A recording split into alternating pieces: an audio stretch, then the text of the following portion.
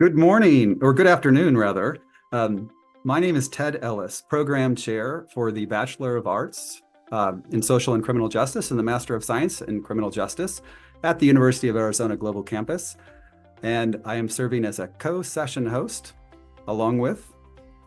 Hi, I'm Dr. Nicola Prendergast Lucas, and I'm an assistant Prendergast at the University of Arizona Global Campus and a co-host for the Culture of Care Summit.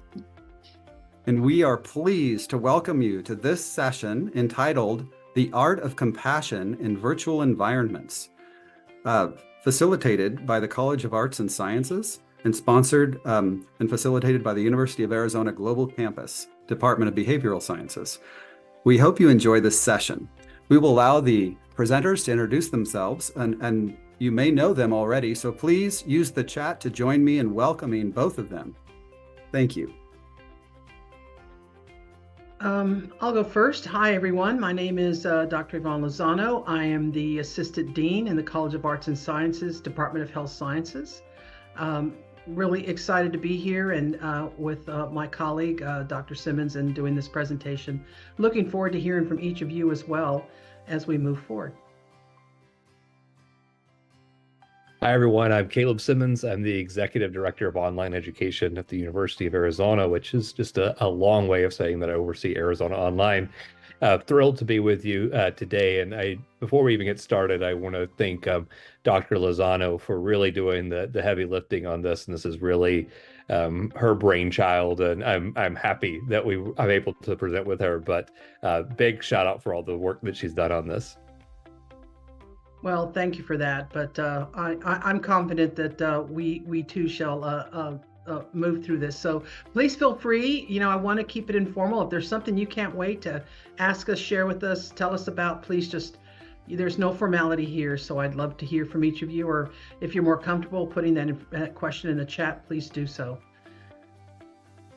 So this topic of compassion was really something I started to think about as we've moved through the evolvement and the of culture of care through our university and through the walls of the university. I would like to say our virtual walls, particularly our why of how we're student centric, but also learning to also take care of ourselves and one another, colleagues, staff, everyone, and thinking about that everywhere from just that first hello and maybe in a Zoom meeting to an email and how we respond to emails. This is something I'm always having to constantly think about. But a long time ago, when I was working in the field of healthcare, I was the chief operating officer for the psychiatric services at this particular med-surg hospital. And I used to talk to staff often about compassion. And I had someone ask me one time that, is compassion something you have to learn?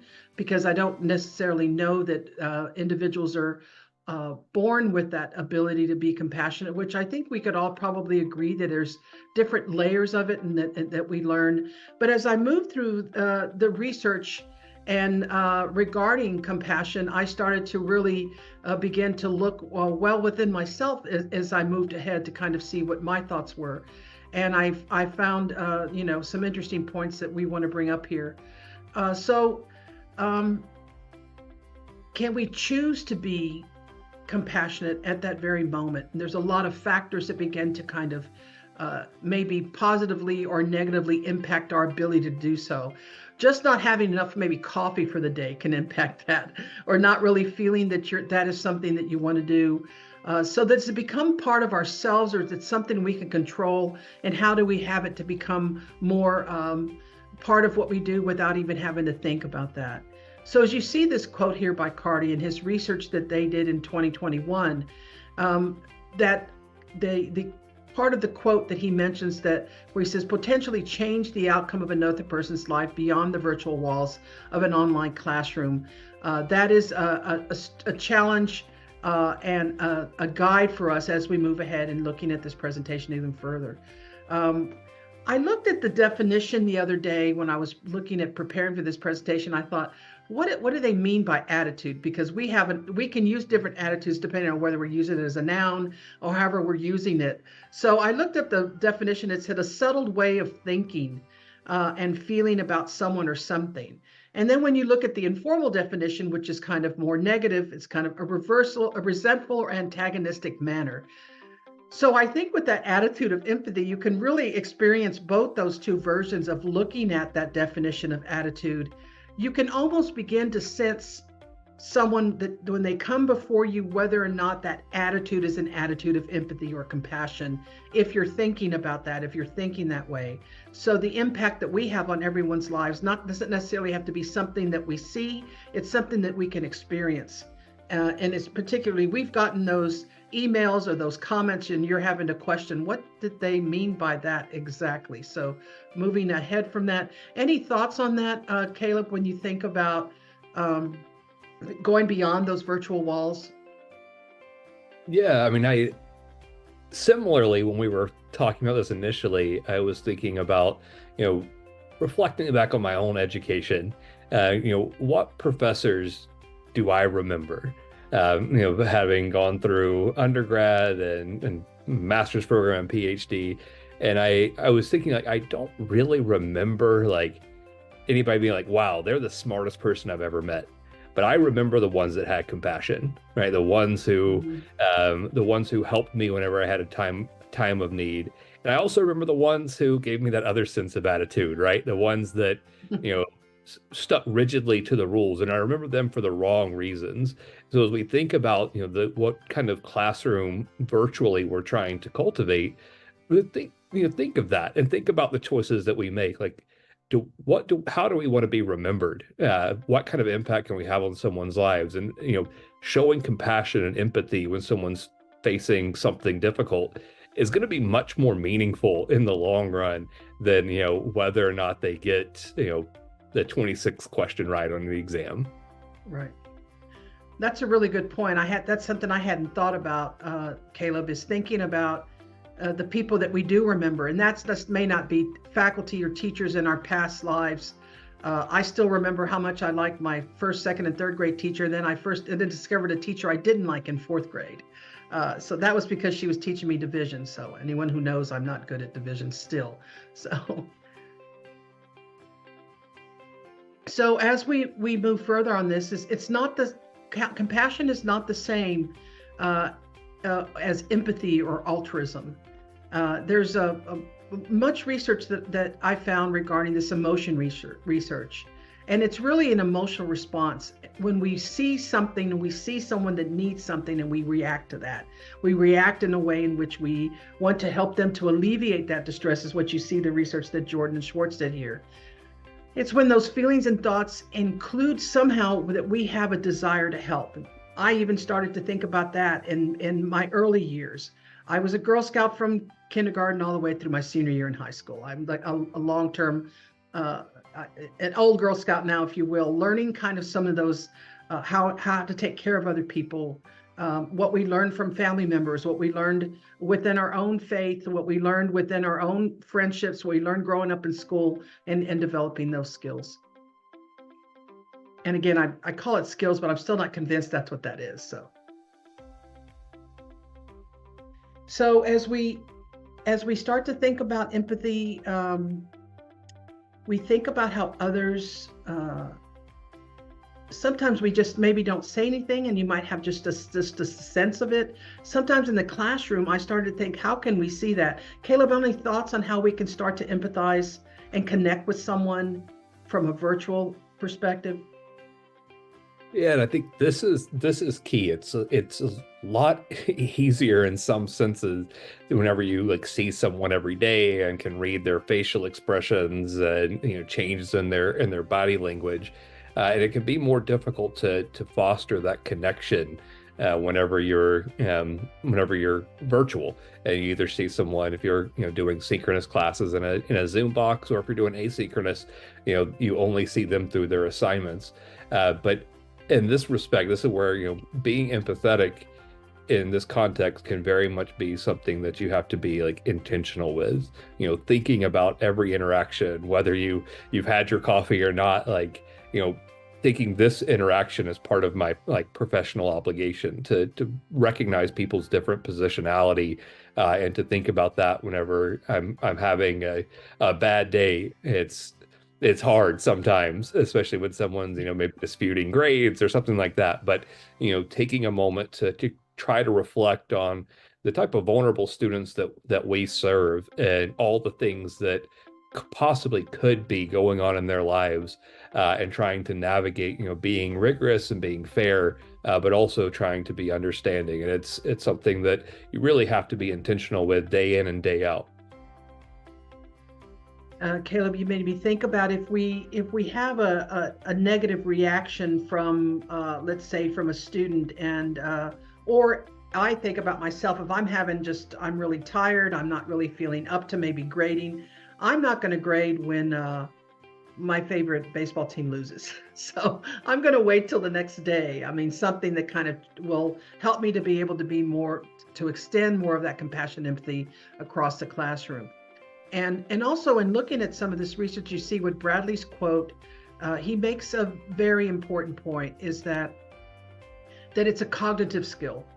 So not only that, what's going on in our head, what we're doing, and how we evolve that cognitive skill, how we grow that cognitive skill is also important. And also that tells us a lot, which we're going to talk about later when we start to really look at what happens when we have something called compassion fatigue. I'm not going to open this. I don't know that we have time right now, and I'll make sure that we get this link in the chat for you. But I found this really wonderful Making Caring Common project that Harvard Graduate School of Education did, and their webpage is devoted to this and to building empathy and helping to build their own school and their own community and their own college. So I wanted to share that, but I don't know that we have time, so I'm going to move on to the next slide. So we talked a minute ago about developing the cognitive skills, and this is crucial because we can help our brain learn to manage, or our brain can help us learn to manage kind of the daily task and our professional endeavors. And so we know that empathy involves a metaphor. We talked about this at the beginning. It can be environmental. It's a learned experience. We learn it from modeling. Students will learn that from us as well, modeling that behavior to them. And sometimes it's a little bit more difficult to model that to students who are not being, let's just say, very cooperative all the time, and who are throwing back things at us, at faculty, that we're having to manage and that we're having to deal with, and it becomes even more difficult. So it's really important to be in that better place in your mind, both cognitively and physically, when you're sitting down to help to manage some of these situations that could come up, and communicate in a manner that conveys some form of recognition for the person and what they're experiencing and feeling. Any thoughts on that, Caleb? Yeah, for this one, I mean, I think it's such an interesting and important way to phrase this as a skill, because when we think about skills are things you can develop, and habits you can form. So we'll stick with baseball being a skill. Some people are naturally born gifted. Other people have to work at the mechanics of things, and develop those skills over time, and can develop those, but they have to work hard at it. And empathy is one of those things that it does come naturally to some people. They're empaths, but in other people, it does take a lot of work, and it's something that, it's like emotional intelligence. We know in like a management sense that this is far more important than actual IQ, is someone's EQ, but it's something you can develop over time. And as an instructor, we're also like managers, that we're responsible for the work of the students in a way, getting them to produce it at the highest level. And so understanding the individual needs of students is something that we have to work at. And I know from my own personal experience, when I was first faculty member, I was coming out of grad school very hard on my students, and it was coming from a different context than Arizona. And slowly I realized that the mission of the University of Arizona was, one, to serve all students, and that a lot of my students didn't come as academically prepared as other students that I had worked with before. So it was really a skill of like, I had to draft email templates that started off with, recognizing the student's position and using that template to be able to form it. And over time, it became easier to recognize that like these students have different obligations, and, doing well on this essay may have not been priority number one from them, and I need to quit acting like it is. Or I feel like you just confronted me with something. I'm thinking to myself, that the expectations that we have on the students sometimes, that we have to kind of step away from that when we're seeing that those expectations that are set forth in the classroom are not being met, and how we're going to react to that. So I think that's important. I go back to thinking about, Miss Miller, my fourth grade teacher, and her lack of compassion. So we start to think about cultivating compassion and prioritizing empathy. And the thing that, again, along with what Caleb and what we've been saying about the cognitive skill, is thinking about it, that somehow we have to make sure that we're in that right place. It's not always going to be natural. It's not always going to be something that no matter what is in front of us, that we can go ahead and address it, and it's going to be easy for us. And that's some of the pressure that I think that we put on ourselves, and especially as faculty and other roles that we may have, other things that we have to do, that we can sometimes find ourselves in this vortex of busyness and craziness and all these things we have to check off our list just to get done in that one day, knowing how much more we have to do the day after and the day after that, and not including what we have also in our personal lives to have to take care of.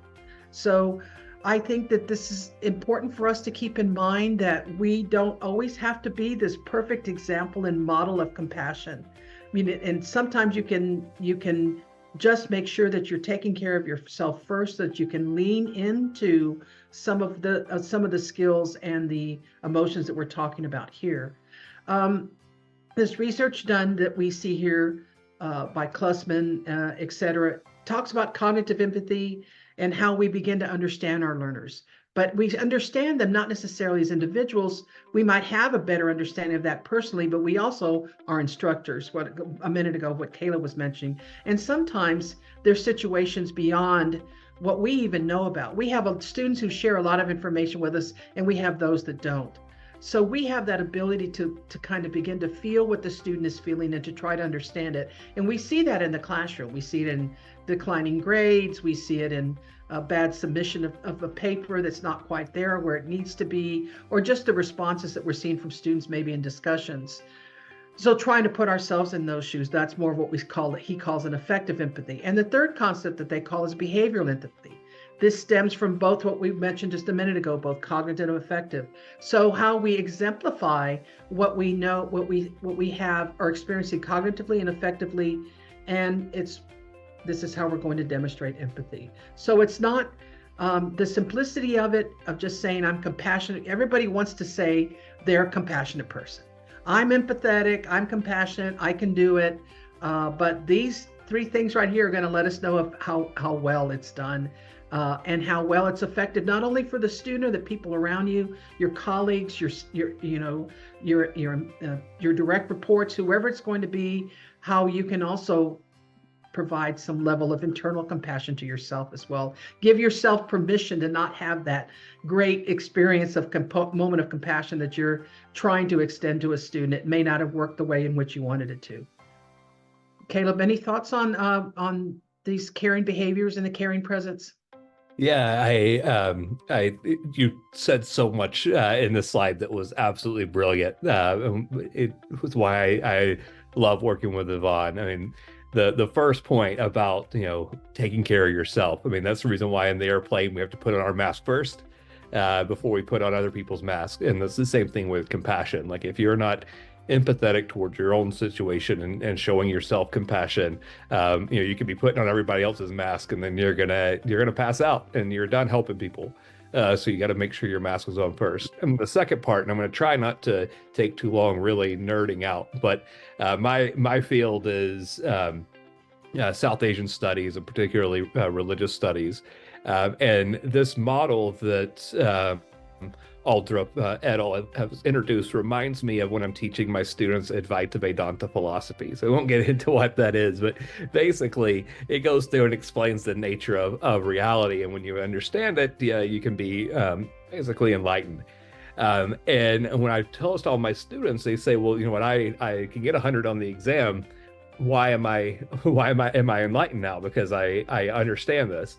And I explain there's a difference between knowing like the facts, and then living the facts, where this is really what you believe. And I think this is kind of what this gets at, is like you can, understand the learners, their situation, where they're at, and you can kind of put yourself in those shoes. But that doesn't really get you to that, we'll call it, I'll stick with enlightenment, but until you're actually, that's both, it's coming, both of those elements are coming through in your behavior, and then you're really acting on your empathy and being able to exemplify both that cognitive and affective forms of empathy in which it can actually impact the lives of our students. Those are some great points. I was remembering an example in working in a geriatric facility with dementia patients, and I had a dementia patient that was in the early stages of Alzheimer's, and I asked her, how can we at this facility show you compassion? She said, what do we need to do so that you see it? She goes, first of all, I need to know that you're thinking about it. This is her response. This is what she said. And then I need to feel it. And then I want to see it. So I think that's a really important point, because we can think it all we want. If we're not showing it, if we're not having other people believe it by what we're showing them, it doesn't serve its purpose. It doesn't serve a purpose for us either. This study by Bigman and Mitchell shows that students were very appreciative of faculty and their attitudes of compassion and authenticity. And I think the authenticity was the first time I actually saw that word in any of the research, because we know those people who at that moment are trying to be compassionate, but you don't really feel like it's really coming from anywhere good, or they're just too tired to really, convince us of it. So for some of those, I think he talks about the counterintuitiveness when we say that empathy can help faculty maintain rigor and standards. So we're going to talk about that in just a little bit. And then I found fascinating Clausen's research on, and I know it made me think about grading, which is what he talks about, that the critical feedback that students receive when they respond negatively back to the faculty, that can happen, or they can just kind of go back and go into their shell because they feel ashamed. They feel like, gosh, I really did terrible. This feedback is critical. Even if you've done your very, very, very best and how you communicate that negative feedback, that critical feedback for the student, even if you use the sandwich stuff, even if you tell them, keep trying, I'm here for you. All they saw was that they got that low grade, and there was something about what they did you didn't like, which then triggers the shame. Caleb, any thought? Yeah, I mean, I think that's human nature, right? That's because I look through my student core surveys, and I can have a million that were like extremely praiseworthy, and you get that one that's like, this class was worthless, and you remember that one when it's all over, right? And so it's human nature to, feedback is critical, and this is really where it's absolutely essential that as instructors, like we are, ensuring that our assignments are even constructed well, where there's not opportunity. They're all formative, right? It's building towards something bigger. So it's, a way of, the assignments are building those building blocks to eventually get us somewhere, because our student populations, oftentimes have been, while since they've been in school, probably a lot of them have reservations about coming back. They're feeling vulnerable. They're, have all of these thoughts of imposter syndrome. Can I do this? Can I not do it? And, these statements, again, you could say a million praiseworthy or praising things, but this one sticks out and verifies all those darkest thoughts. And so being, authentic within those moments throughout the class in preparation for this, I think is critical, where you can build a trust where a critical comment is not seen as critical but constructive. So it's really about not what you say, but about how it's received. Absolutely. we start to think about this study, I started to think about practicing it and what it looks like in the classroom. And I found this study. I continued with this study by Bigman and Mitchell. So they really started to look at a case-by-case basis, and started to look at they looked at instructor posts. Later on, Fuller did the same thing. Fuller's research, by the way, is amazing if anybody wants to kind of get into that and look at that.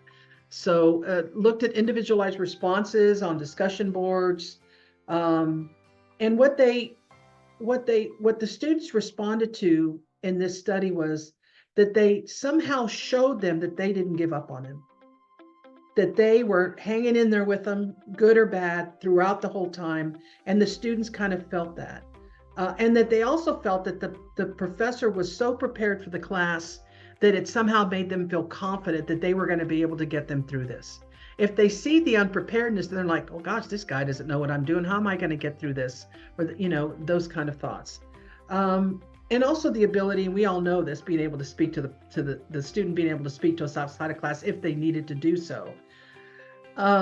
So also this concept Fuller talked about was a safe environment.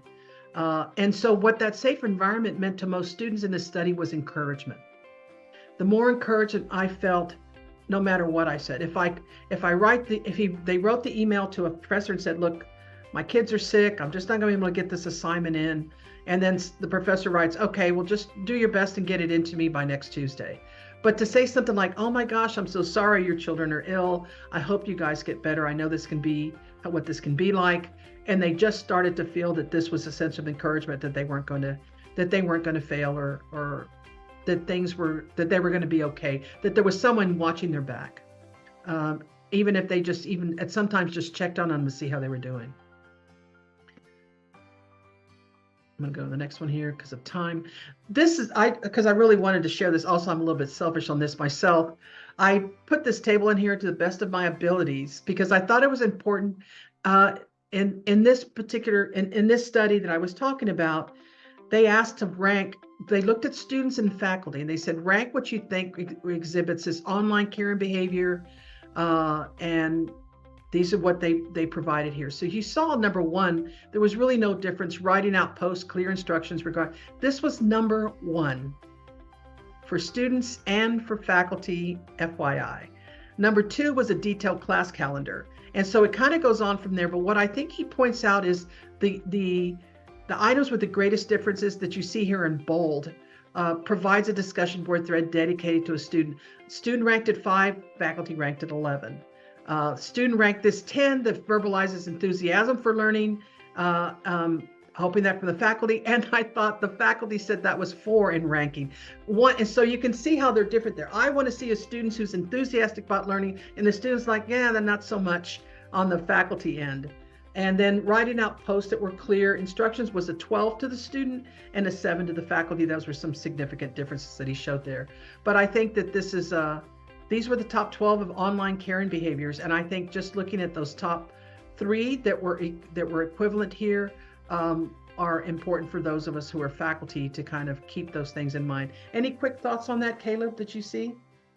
Yeah, it reminds me, I really love trash reality TV, and it reminds me of like a bunch of like dating shows, particularly this last season of Love is Blind. You had a few situations, especially this like verbalizing enthusiasm for learning, where people were just, very keen on saying like how much they love somebody, but really, it's about showing it. And when you show it to a student as taking the care to write out instructions where, there's not confusion when you're replying, it doesn't have to be those flowery, but when you're answering the questions, making yourself available. So it's, it's really the put up or shut up mentality. Like if you actually have enthusiasm for loving, then roll up your sleeves and get into the learning aspect of it. I think students that's what they're here for. They're not here for the rah-rah, even though I like the rah-rah as well. But yeah.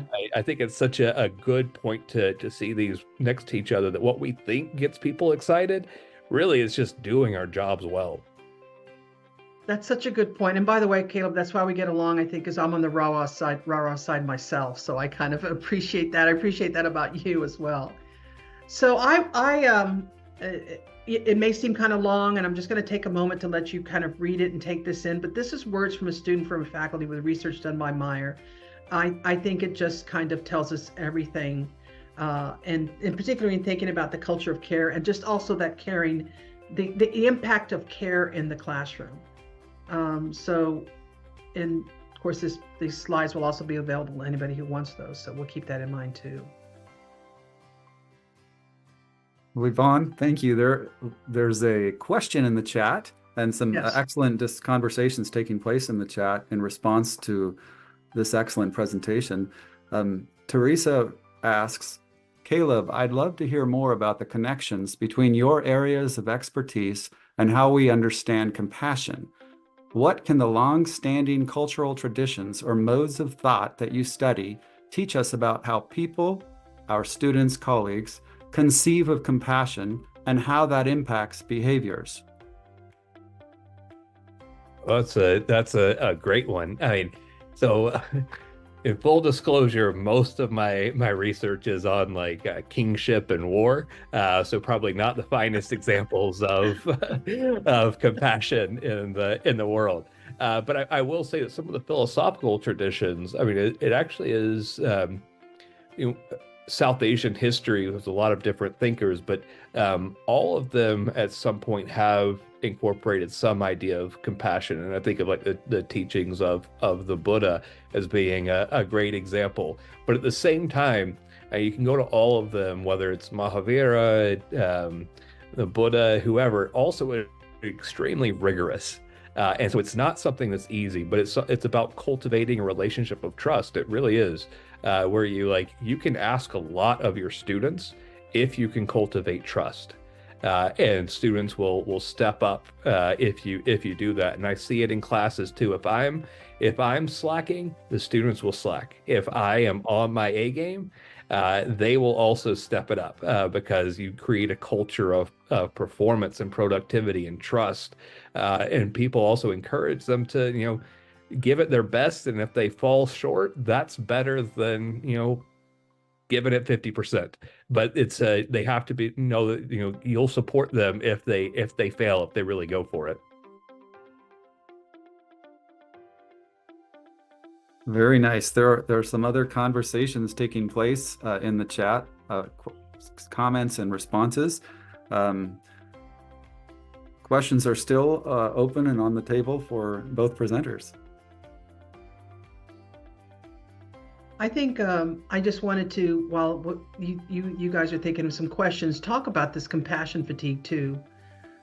Even though faculty, those working with individuals and this is any field, this is in the healthcare field, it happens in a lot of with teaching, public school systems, everywhere. And when you're working with individuals that have experienced trauma or that are going through very crisis in whatever situation, whatever that particularly means to them, that it begins to kind of superimpose itself, if you will, on the faculty as well. That you start to not even recognize it, that you're starting to take in reading so much information of so many bad things, there's so many struggles that students are having, that we take that on ourselves, which then of course lends itself to this compassion fatigue. We feel their feelings, we dream their dreams. I think it's what he talked about, what Figley talked about. And in some way we lose that spark of optimism and humor and hope because we're tired, because we're tired. And then sometimes we're not the ones that are experiencing illness, and we don't really feel ourselves. So that takes us to kind of a really strong correlation between that and burnout. But that's another presentation. I think we're just about out of time. So a big thank you to Dr. Lozano and Dr. Simmons for their time and insight today. That concludes our presentation on the art of compassion in virtual environments. This is also the final session for this particular channel of the day. So thank you to all our viewers for joining us. We hope you found all the conversations inspiring. And on behalf of the Department of Behavioral Sciences and UAGC, have a wonderful day.